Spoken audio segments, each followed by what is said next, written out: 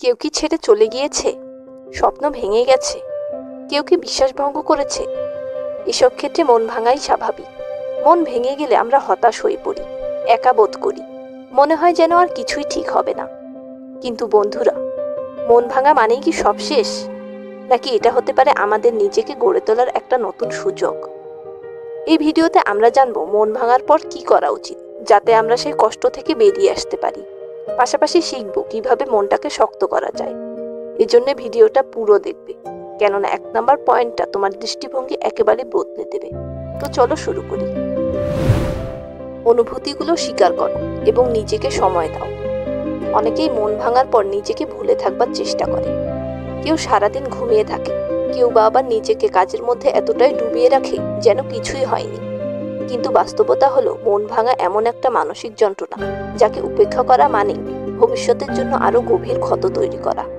এই জন্য তোমার যন্ত্রণাকে স্বীকার করো। যদি মন চায় কাঁদো, কাউকে খুলে বলো, যেটাতে স্বস্তি মেলে সেটাই করো। মন ভাঙার কষ্টকে অস্বীকার করবার কিছুই নেই, বরং যখন তুমি নিজের অনুভূতিগুলোকে সম্মান করবে, তখনই ধীরে ধীরে তা তোমাকে মুক্তি দিতে শুরু করবে। তাই মন ভাঙার পর প্রথম ধাপ হলো নিজেকে সময় দেয়া। নিজেকে সময় দেওয়ার মাধ্যমে তোমার অনুভূতিগুলো তুমি বুঝতে পারবে এবং একসময় ঠিকই তোমার সেই দুঃখকে কাটিয়ে উঠতে পারবে। ফেইলার বা রিজেকশনকে অভিজ্ঞতা হিসেবে গ্রহণ করো। যখন আমরা ব্যর্থ হই অথবা রিজেক্ট হই, ঠিক তখনই আমাদের মন ভেঙে যায়। মনে হয় সবকিছু কেমন জানি থেমে গেছে।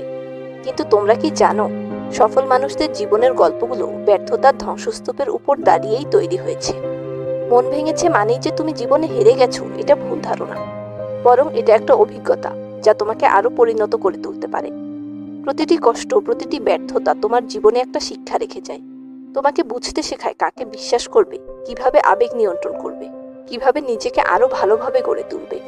তাই যদি তুমি প্রেমে ব্যর্থ হও, কাজ হারাও কিংবা জীবনের কোনো বড় সুযোগ, তবে নিজেকে বলো যে এই অভিজ্ঞতা আমাকে আগামীর জন্য আরো প্রস্তুত করে তুলবে। প্র্যাকটিক্যাল হও। যদি তোমার মন অনেক কোমল হয়ে থাকে, যার জন্য খুব তাড়াতাড়ি তোমার মন ভেঙে যায়, তবে তোমাকে প্র্যাকটিক্যাল হতে হবে। প্র্যাকটিক্যাল বা বাস্তববাদী মনোভাব মন ভাঙার কষ্টকে গ্রহণযোগ্য করে তোলে, জীবনকে নতুনভাবে শুরু করার প্রেরণা দেয়। আবেগ তো থাকবেই, কিন্তু আবেগের পাশাপাশি তোমাকে বাস্তবতাকেও মেনে নেওয়া শিখতে হবে। প্র্যাকটিক্যাল হলে যে তোমার মন ভাঙবে না, ব্যাপারটা তা নয়, বরং বাস্তববাদী দৃষ্টিভঙ্গির কারণে মন ভাঙার আঘাতটা তোমার কাছে অনেকটাই কম বলে মনে হবে। এমন মনোভাব তোমার অতিরিক্ত প্রত্যাশা, ভবিষ্যৎ নিয়ে অযথা কল্পনা করা, সবকিছু পারফেক্ট চাওয়ার মতো ভাবনাগুলোকে নিয়ন্ত্রণ করবে। যখন তুমি বাস্তবতা মেনে নিতে পারবে, তখনই তো অতীতকে ছেড়ে সামনে এগিয়ে যাবার শক্তি পাবে। আর ধীরে ধীরে তোমার মন ভাঙার সম্ভাবনাও কমে আসবে। না বলতে শিখো। অনেক সময় আমাদের মন ভাঙার পিছনে আমরা নিজেরাই দায়ী থাকি। অনবরত হ্যাঁ বলতে বলতে আমরা নিজেদেরকে হারিয়ে ফেলি। সে চাইলো তাই দিলাম, তাকে ভালো লাগে বলে নিজের ইচ্ছাকে বিসর্জন দিলাম। এইভাবে না বলতে না পারায় ছোট ছোট আত্মত্যাগগুলো কখন যে আত্মঘাতী হয়ে উঠবে, সেটা তুমি টেরও পাবে না। তাই নিজের জন্য নির্দিষ্ট সীমারেখা টানো। নির্দিষ্ট সীমার বাইরে সবকিছুকে না বলতে শিখো।